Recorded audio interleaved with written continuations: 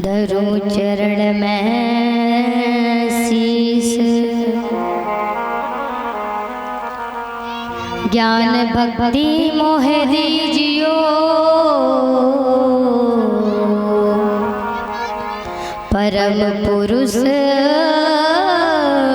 जगदीश। सब कुछ दीना आपने, भेंट धरूं क्या नाथ। हाथ जोड़ बंदन करूं,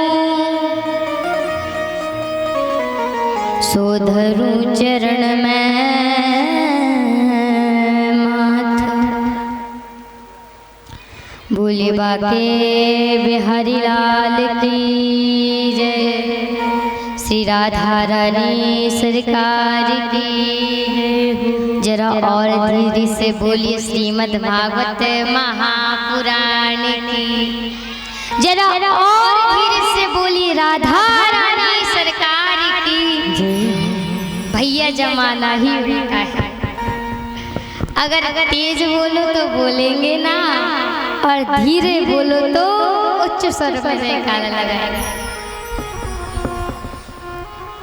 एक बार सभी भक्तगण बड़े जोरदार जयकारा लगाएंगे। बोली बाकी बिहारी लाल की जय, श्री राधा रानी सरकार की जय, हनुमान जी महाराज की।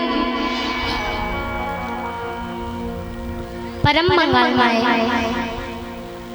परात्पर अखिलेश्वर अखिल कोटि ब्रह्मांड नायक श्री राधा रमण बाधा हरण मंगल करने तीर्थाप हरण यदुकुल नंदन कंस प्रभंजन श्री देवी के नंदन श्री यशोदा नंदन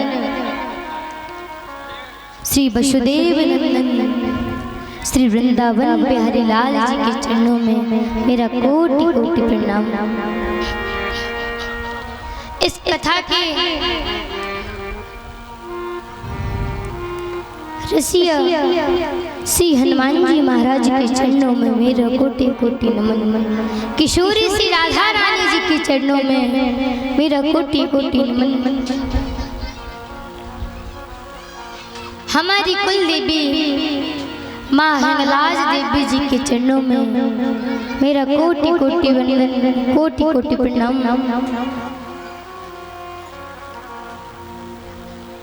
इस कथा पांडाल में उपस्थित समस्त भक्तजन, समस्त श्रद्धालु जन सभी को मेरी तरफ से जय जय श्री राधे, जय जय श्री श्याम। इस मंच पर उपस्थित संगीत में साथ देने वाले सभी भाइयों को मेरी तरफ से जय जय श्री राधे, जय जय श्री श्याम। इस मंच पर उपस्थित हमारे महाराज जी, उनको भी मेरी तरफ से जय जय श्री राधे, जय जय श्री श्याम। हमारी दीदी काजल दीदी को भी मेरी तरफ से जय जय श्री राधे, जय जय श्री श्याम।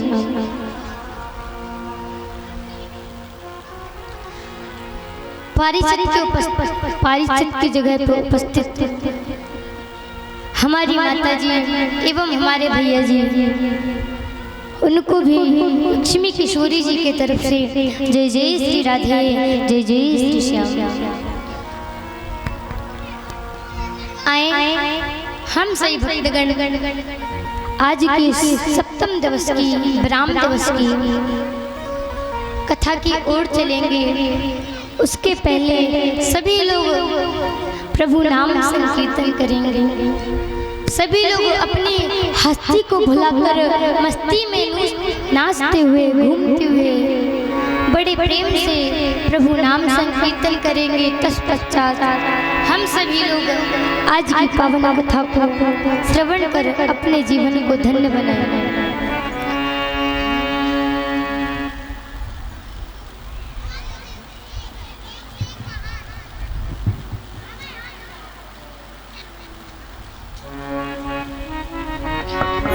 बोली बाकी बिहारी लाल की जय हो। दया करो नाथ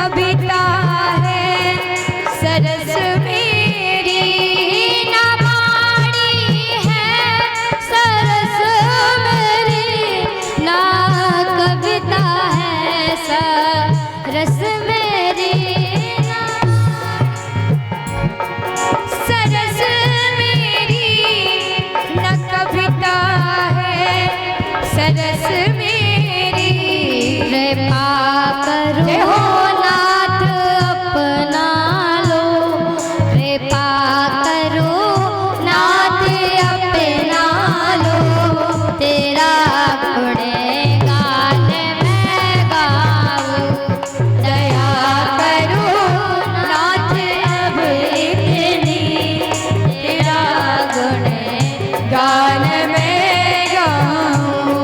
दया करो नाथ अब इतनी, तेरा गुणगान मैं गाऊं, दया करो नाथ अब इतनी, तेरा गुणगान मैं गाऊं, हो तेरा गुणगान मैं गाऊं, तेरा नित्य ध्यान मैं ध्यान, तेरा गुणगान मैं गाऊं, तेरा नित्य ध्यान मैं ध्यान, तेरा गुणगान मैं गाऊं, तेरा नित्य ध्यान मैं ध्यान, तेरा गुणगान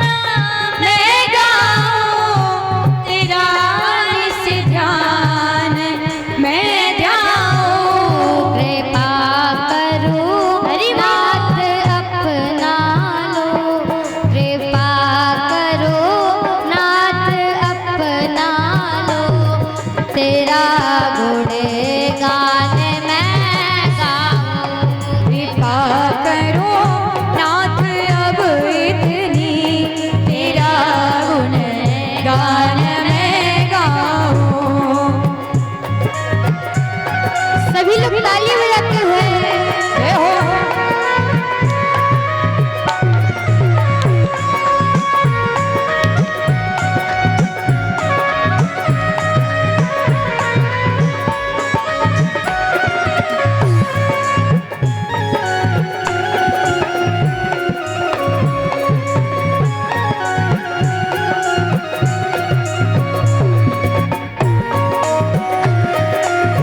जय हो।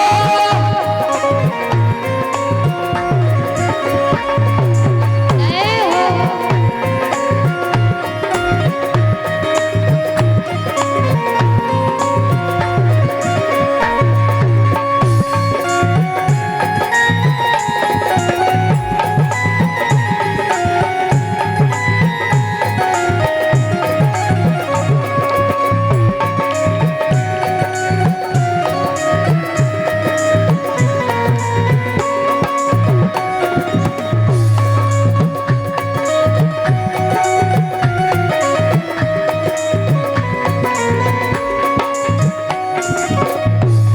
ना मंजिल है ना रास्ता है, ना नैया ना एक भैया है, ना मंजिल है ना रास्ता है, ना नैया है ना खिवैया है। ना मंजिल है ना रास्ता है, ना मंजिल ना एक भैया है, ना मंजिल है ना रास्ता है, ना नैया है ना खिवैया है। ना मंजिल है ना रास्ता है, ना नैया ना एक भैया है, मंजिल है ना रास्ता है, ना नैया है ना खिवैया है। कृपा करो नाथ अपना लो। कौन कौन चाहता है मेरा कहना कृपा करो, जो जो चाहते हैं ना सभी लोग ऊंची से हाथ उठाएं। कृपा करो नाथ अपना लो, तेरा गुणगान मैं गाऊं,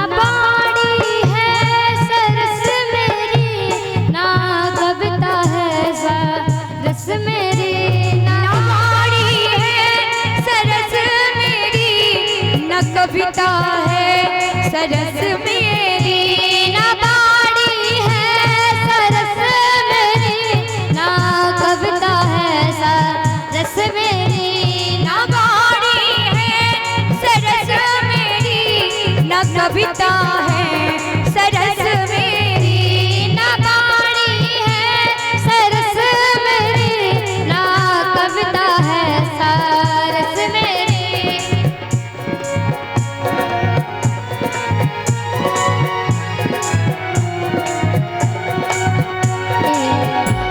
लगा लो नाथ सेवा में, लगा लो नाथ सेवा में, तेरा गुणगान मैं गाऊं। लगा करो नाथ अब इतनी, तेरा गुणगान मैं गाऊं। दया करो नाथ अब इतनी, तेरा गुणगान मैं गाऊं। दया करो नाथ अब इतनी, तेरा गुणगान मैं गाऊं। दया करो नाथ अब इतनी, तेरा गुणगान मैं गाऊं। दया करो नाथ अब इतनी, तेरा गुणगान मैं गाऊं। दया करो नाथ अब इतनी, तेरा गुणगान मैं गाऊं। कृपा करो नाथ अब इतनी, तेरा गुणगान मैं गाऊं। आप लोग भी गाओ ना मेरे साथ।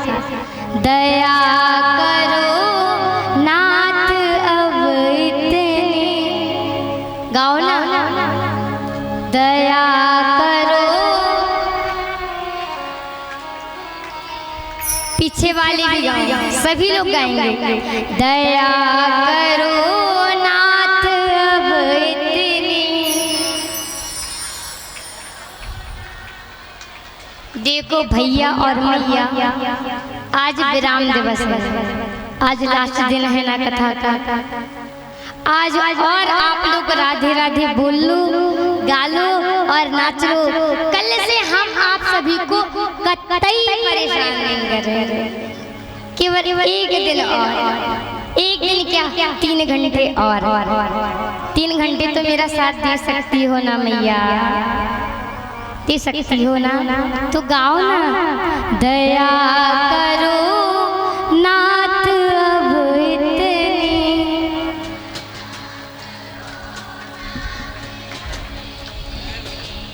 तेरा गुणगान मैं गाऊं।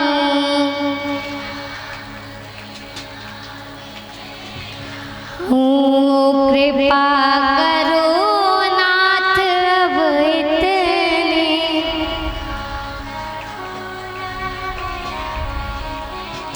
भैया पीछे वाले नहीं मानेंगे। अब जो गाना नहीं गाएगा, जो भजन नहीं गाएगा, उसको अपने पड़ोसी। अब भैया और भैया समझ लो, अगर नहीं गाया तो पड़ोसी गया। अब तो भैया गाना ही पड़ेगा, सभी गाएंगे। दया करो,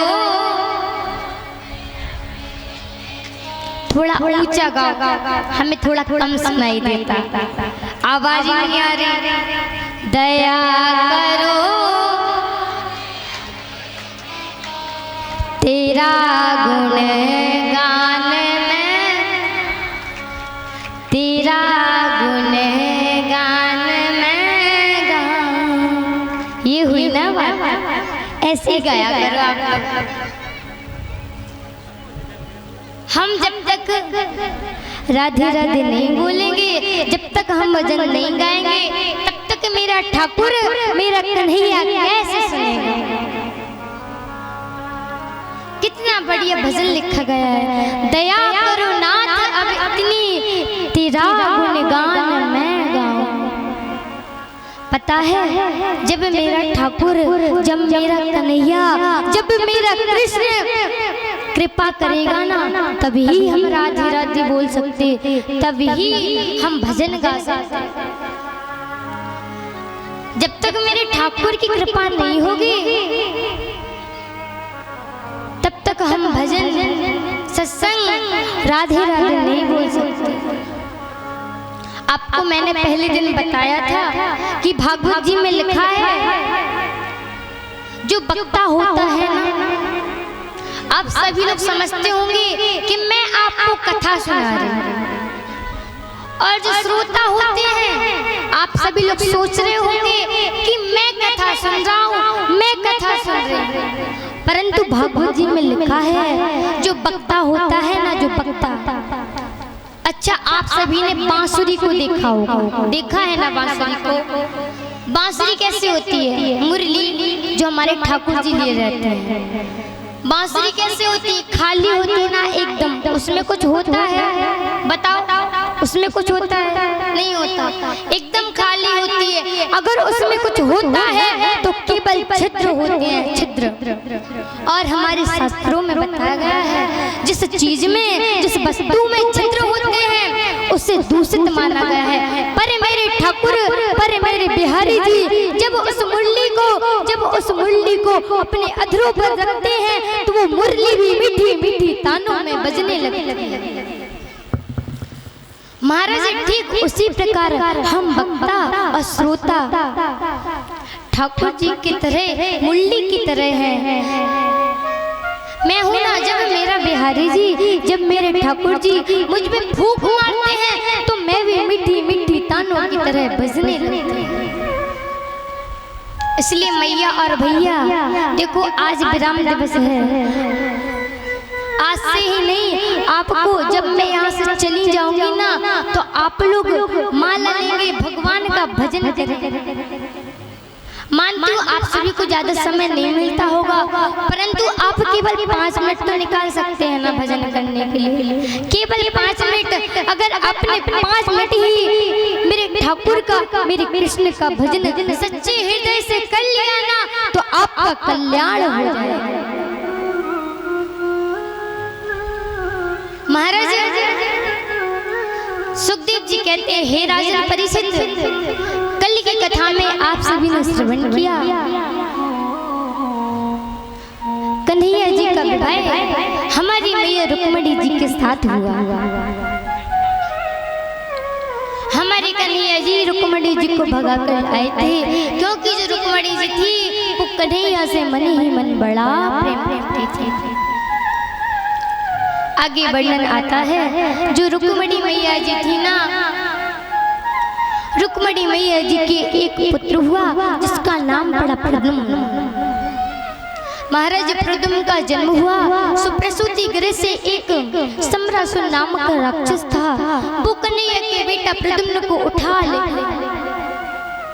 पता है, जो सम्रासुर नाम का राक्षस था उसका कन्हैया के साथ कोई बैर नहीं था, कोई झगड़ा नहीं था, परंतु पता है कभी कभी लोग हमारे बिना कारण के ही शत्रु बन जाते।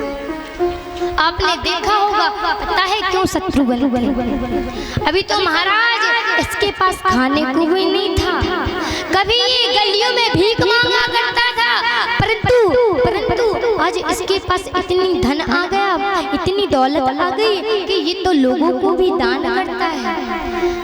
कभी तो इसके पास साइकिल नहीं थी, कभी ये पैदल भागा करता था, परंतु आज इसके पास इतना धन है, इतनी दौलत है, 4-4 गाड़ियां हैं, मोटरसाइकिल है। कभी कभी लोग अगर किसी व्यक्ति के सुख को देख लेना तो बड़े दुखी हो जाते हैं। एक बार की बात है, पता है, एक व्यक्ति था, वो व्यक्ति बड़ा कंजूस था, कभी दान नहीं करता था। अगर वो व्यक्ति किसी दूसरे व्यक्ति को दान करते हुए देख ले सो महाराज दुखी हो जाता था। एक दिन क्या हुआ, एक व्यक्ति था, भगवान के मंदिर गया, खूब दान करवे, खूब प्रसाद चढ़ावे। महाराज जो व्यक्ति कंजूस व्यक्ति था ना, वो मंदिर में पहुंचा, सो जैसे ही देखा ये व्यक्ति भगवान के चरणों में कुछ पुष्प चढ़ा रहा है, पैसे दान कर रहा है। सो महाराज उस व्यक्ति की आंखों से आंसू आने लगे। महाराज जैसे ही उस व्यक्ति ने दान किया, सो पूछा आपको क्या हुआ, आप रो क्यों रहे हैं? सो बोले महाराज मैं इसलिए रो रहा हूँ क्योंकि मैंने अपने जीवन पर्यंत कभी दान नहीं किया, आज मैंने आपको दान करते हुए देखा, सो मुझे महाराज बड़ा बुरा लगा। कुछ व्यक्ति ऐसे भी होते हैं, खुद तो दान करेंगे नहीं, अगर दूसरे व्यक्ति ने दान कर दिया सो महाराज बड़ो कष्ट हो गए, बड़े दुखी हो जावे कि बताओ महाराज ये दान कर रहा है, कभी तो इसके पास खाने के लिए भी नहीं था, मेरे पास ये मांगने आया था, आज इसके पास बड़ा पैसा है। महाराज जो सम्रासुर नाम का राक्षस था ना, उसका कन्हैया के साथ कोई झगड़ा नहीं था, कोई प्रेम नहीं था, परंतु फिर भी जो कन्हैया का बेटा प्रद्युम्न था उसको उठा के ले गया। कन्हैया के बेटे प्रद्युम्न को जैसे ही फेंकने वाला था, एक नदी में एक मछली थी जो श्वास लेने के लिए अपना मुख खोल रही थी। इधर सम्रासुर का फेंकना हुआ, इधर उस मछली का श्वास लेना हुआ। जैसे ही उस मछली ने अपने मुख को खोला, तो कन्हैया का बेटा जो प्रद्युम्न था उस मछली के गले में चला गया, पेट में चला गया। महाराज जो मछली थी, एक मछुआरा था, मछुआरा मछलियों को पकड़ रहा था, मछुआरे ने उसी मछली को पकड़ा जिस मछली के गर्भ में, जिस मछली के पेट में कन्हैया का बेटा प्रद्युम्न था। महाराज मछुआरा गया मार्केट में जाकर, बाजार में जाकर उस मछली को बेचने लगा। सम्रासुर आया, वहां पर सम्रासुर ने उसी मछली को लिया। जब सम्रासुर ने कृष्ण के बेटे प्रद्युम्न को फेंका था, उसी मछली को लिया। महाराज सुखदेव जी कहते हैं, हे राजन परीक्षित, सम्रासुर उस मछली को घर पे लेकर आया। सम्रासुर के घर में एक स्त्री थी जो काम किया करती थी, उसका नाम था विद्यावती। महाराज सम्रासुर ने उस मछली को लाकर विद्यावती को दिया और कहा, हे देवी इसका अमनिया करो, अमनिया कर कर इसको बनाओ। आज विद्यावती ने जैसे ही उस मछली को अमनिया किया, उस मछली में से श्री कृष्ण भगवान का बेटा प्रद्युम्न निकल आया। जैसे ही आज विद्यावती ने देखा, विद्यावती कहने लगी, मछली के पेट में एक मानव पुत्र कैसे? नारद जी आ गए, नारायण नारायण नारायण। नारद जी बोले, हे देवी याद करो, जब तुम्हारा विवाह कामदेव के साथ में हुआ था, कामदेव भोलेनाथ की समाधि तोड़ने गया। भोलेनाथ ने जैसे ही अपने नेत्र को खोला, तीनों नेत्र को खोला, सो कामदेव भस्म हो गया।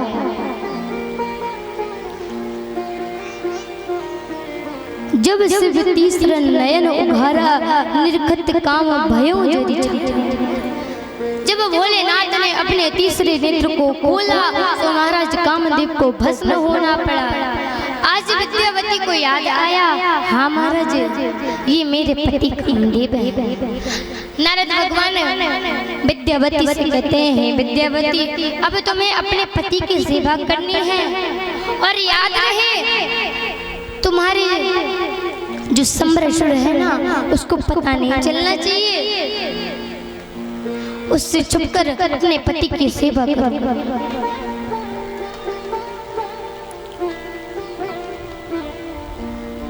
आज विद्यावती अपने पति की सेवा करती है माँ की भांति। एक दिन क्या हुआ, जब वो पुत्र बड़ा हुआ प्रद्युम्न,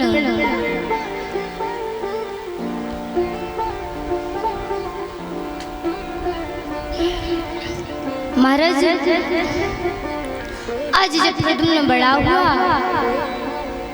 प्रद्युम्न देखता जो ये जो विद्यावती है वो मेरी सेवा तो माँ के प्रति करती है, परंतु इसके अंदर जो भाव है ना वो भाव अलग है।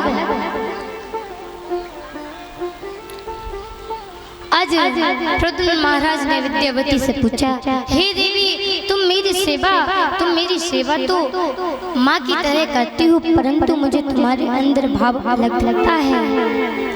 आज विद्यावती ने बताया, हे महाराज आप पिछले जन्म में मेरे पति थे कामदेव, मैंने शंकर भगवान से प्रार्थना की थी। शंकर भगवान ने कहा था जब मेरा अगला जन्म होगा तब तुम्हें अपने पति में लेंगे, आप मेरे पति हैं। महाराज आज कन्हैया जी का विवाह रुक्मिणी जी के साथ में हुआ। दूसरा विवाह पता है कन्हैया का जाम मंडली के साथ में हुआ। अब महाराज यहाँ पे सुखदेव पारीक्षित जी सुखदेव जी महाराज से प्रश्न करते हैं, हे महाराज एक बात बताओ, जो कन्हैया जी थे ना उनका एक भालू की बेटी के साथ में विवाह कैसे हुआ? सुखदेव जी कहते हैं, हे राजा भाई से सुनिए, एक सत्राजित नाम का राजा था जिसके पास एक अनमोल मणि थी। उस मणि का नाम था श्यानंतक मणि।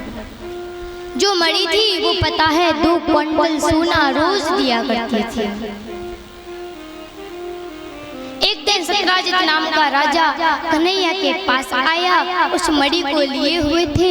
आज भगवान कन्हैया ने उस मणि को देखा तो कहा, हे सत्राजित तुम्हारे घर पर कौन कौन है? सत्राजित बोला, मैं हूँ, मेरी पत्नी है, मेरा भाई है और मेरा एक बेटा है।